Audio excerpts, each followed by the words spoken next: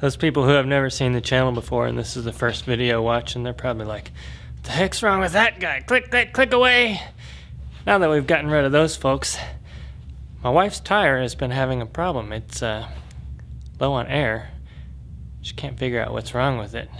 She told me about it, so I want to show you how to find the problem and fix it. Now, I've told you how to patch a tire from the inside, but this will be how to fix a leaky tire from the outside. Let's do it.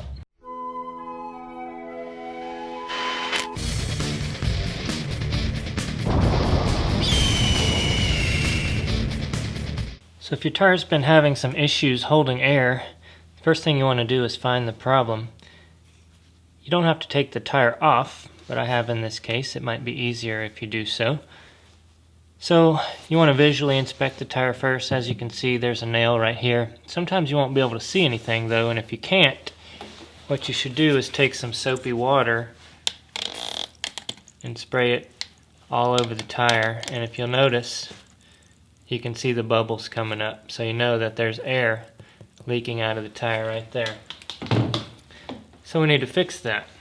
So generally you don't want to fix a tire that has a hole in it outside of this area, so anything in between here is fine. What we're going to do is put a plug in it, and I want to dry that off, so we can dry that off to the best of your ability here. I'll use a heat gun, but you can just use a paper towel or whatever you got. Hair dryer.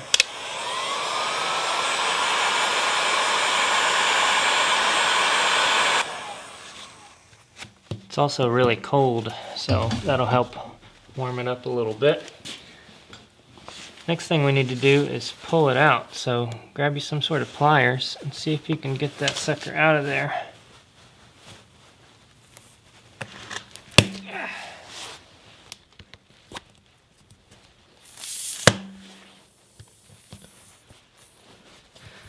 That's not just a nail, that's a screw in there. It's a big one at that.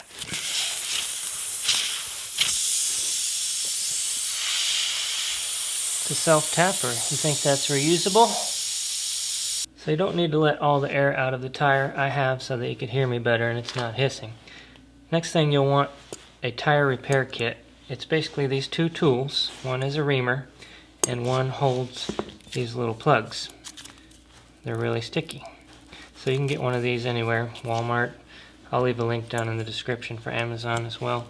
So take your reamer and put it in there the same way that the nail or whatever it was, screw in my case, was going through. And you're gonna ream this out and clean it up real good. You want to try to get any debris or anything, and make sure that this is not going in sideways like this. If the screw or nail went in like this, you'll probably need a new tire. You want it to be pretty much straight up and down, which this is. Okay, next we're gonna open this up. Now this hole is pretty big since it was a screw and not just a little nail, so I'm gonna use two of these guys. You can use however many you need. I'm gonna try to use two. I'm gonna put them together like this, and you're gonna put them through the needle. Through the eye of this needle here.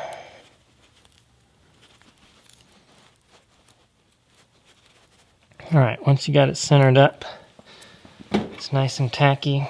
You don't have to do this, but if you've got some rubber cement, you can add that in there as well. What we're going to do is stick this in the hole and leave some protruding, about a ½ inch.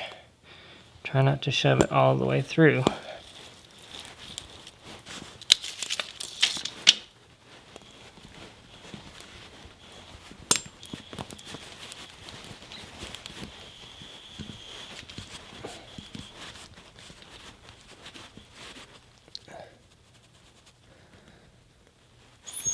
Alright, the trick is not to shove it all the way through. Once you get it in there and it's sticking out, you're going to pull this back very quickly. Ready? There we go. It releases through the other side of that eye of the needle there, the opening. And now what we're going to do is fill this tire back up with air, and then we'll cut that off.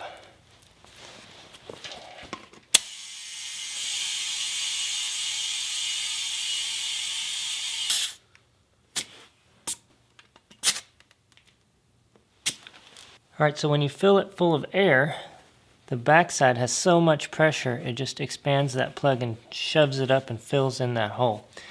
Now what you want to do is take the excess off with something sharp, hopefully not your wife's scissors. Got some tin snips here. Just going to cut it as close as possible, if these will. This stuff is pretty tough. That wasn't sharp enough. Let's try a razor blade.